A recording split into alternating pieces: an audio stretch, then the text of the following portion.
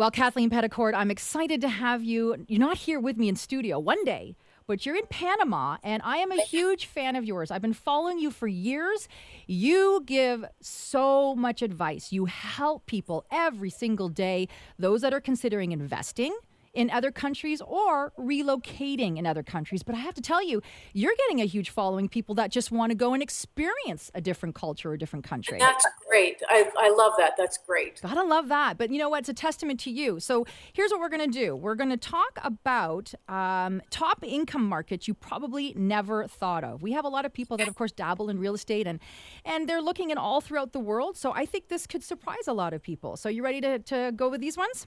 All right. So Kathleen, I hope I don't butcher this. I'm going to try. Okay. But you're saying Cuenca, Ecuador, is a great up and coming area. Tell us more.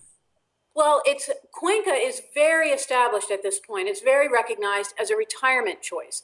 I think for the past decade, really, I and others have been recommending Cuenca as really an ideal place to think about retiring. And so what's happened over the past decade is a big and growing retirement community, expat community, has established there. This has changed the dynamics of Cuenca in so many ways. It's changed it culturally because now there are all of these Americans and Canadians walking around among all the Ecuadorians, which is great. The retirement community there in Cuenca is very integrated into the local community, which is really great. But it's changing the whole vibe of Cuenca, which is a really beautiful old colonial city. And whereabouts is it? I'm just not even... It's in the highlands of Ecuador, so it's up in the mountains. It's at a nice altitude, which means it has wonderful weather all year round. It's very spring-like, mild weather all year round. And so it's become more and more popular and more populated by foreign retirees. But something else has been happening that no one's been paying attention to, including us, until very recently. When I was there most recently, I noticed that all of these American Canadian retirees and expats who have moved to Cuenca, they prefer to rent, not to buy their own homes, which I recommend often. That can be the best choice. It's easier and it makes you more flexible, more mobile, and also it's cheaper in many ways to just be a renter rather than a homeowner when you retire to another country. And that's what definitely the majority of foreign retirees in Cuenca are doing. What they've done as a result is to create a whole new rental market, a very reliable, interesting rental market. And so while property prices have remained very low in Cuenca, rents they're not high by any stretch, but they're solid. They're strong enough to mean that you can buy for, say, $75,000 and then rent for, say, $750 a month. That's a very, very good rental return. There's another interesting thing about the Cuenca market from a rental perspective. Most markets, there's one return that you can look for if you rent short-term, and there's another return that you can expect if you rent long-term. And often the long-term return is going to be less than the short-term return. Renting short-term on the tourist market, you'll make more in almost every market around the world because you can charge more.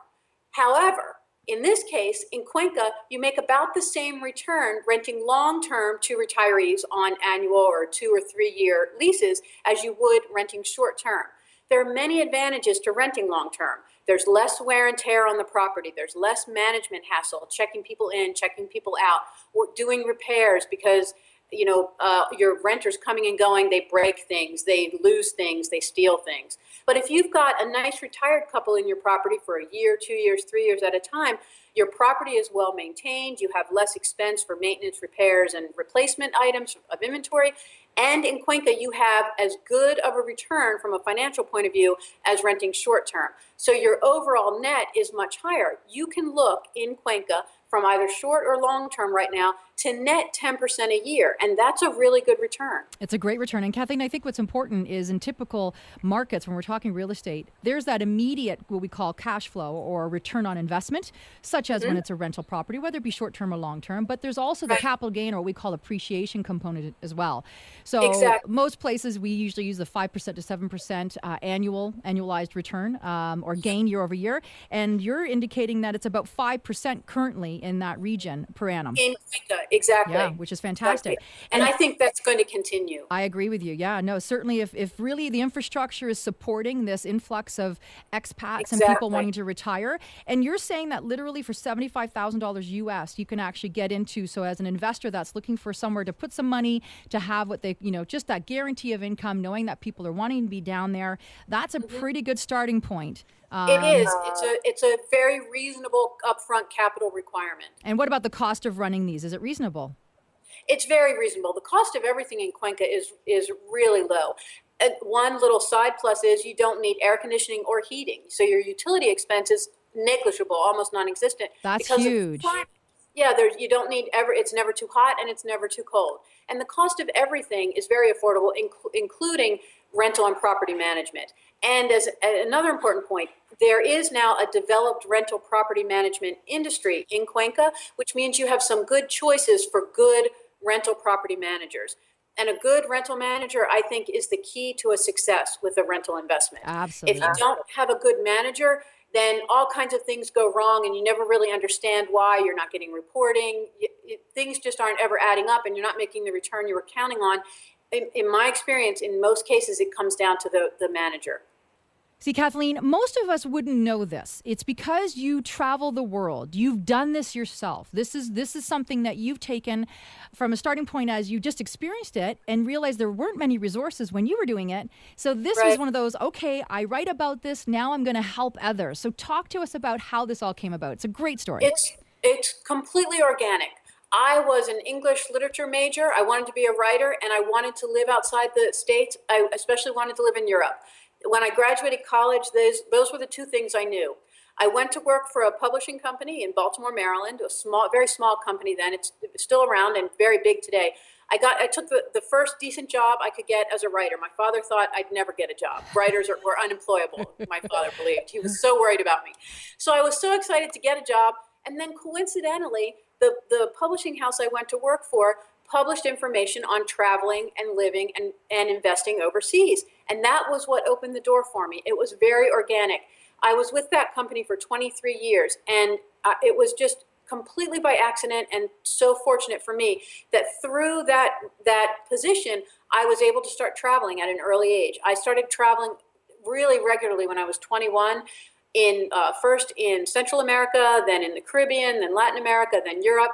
And as you say, I was just going everywhere, even at a time when it wasn't so easy. And there weren't the resources that there are today. And we were writing about living and retiring and investing in these places back at a time when most people thought we were crazy, thought these were just ridiculous ideas. If you were going to retire anywhere other than where you'd been living up until the point of retirement, you were going to retire somewhere else in your own country, somewhere else in Canada, somewhere else in the United States, Florida maybe. You weren't going to go to Panama, or that was just crazy. Yeah. The market changed and people became more interested. Retirees became more interested in the ideas, but still there were very limited resources. And that is organically how I found an outlet for what I wanted to write about anyway, a natural interest developed in the marketplace. But what's key here, Kathleen, is that you lived it. So you're talking not only from experience, but you created a niche that, you're right, there weren't the resources out there. And there's more and more people that even want this assistance when they're talking traveling. And a lot of people are going for what we call longer term stays, where it doesn't fit the mold of 10 days or 14 days. They want to go for a few months. They want to experience the culture. They want to try it out. And that's a great option. It doesn't have to be all or nothing. You don't have to sell everything and then walk away from family and friends and your whole life to that point and go to X, Argentina or France or Thailand or wherever, and never look back. That's an extreme version that works for some people, but anybody, I think, could benefit and really enjoy the idea of going and spending a few months or part of each year, especially say if you're living somewhere very snowy in the winter. The idea of spending, those 3, 4, 5 months somewhere warm and sunny, that's a really appealing idea. And then you come back home. So you still have the safety and the comfort of coming back home, your family, your grandkids, whatever. But you have that escape and the adventure, the experience. Well, I reference you a lot on the show. And of course, I'm a huge follower. And it was so simple to do. This is many years ago, where I went to visit liveandinvestoverseas.com. It was so simple because I was able to click on it, fill out for my information. I received your newsletters, and then I became hooked because it was just every time you sent something, I learned something new. I had no idea. With my investment hat, a lot of things applied, whether I was considering actually vacationing or going to see a destination. You cover it all, but you also have a team of experts that help Right. you as well, that globally are everywhere to make sure you give the most up-to-date and current information, right? Exactly. That's the idea, because I can't be everywhere. No one can be everywhere at once. And so I have been fortunate I've been doing this almost 30 years now, to build up a lot, a lot of friends. I have a lot of friends and resources all around the world, and they allow us to stay in real time touch with what's going on on the ground. Well, we're certainly a friend of yours here at the Real Estate Talk Show, and we want to remind everybody that you're the author of How to Retire Overseas and also How to Buy Real Estate Overseas. So they need to make sure that they go get their copies of that. But more importantly, you're the publisher of Live and Invest Overseas. So it's so simple. Just visit liveandinvestoverseas.com, and there is just a wealth of information. And that's the best way to reach out to you and your team as well, right? Exactly. Wonderful. Thank you. Great tips and advice as always, Kathleen. Thank you. Thank you.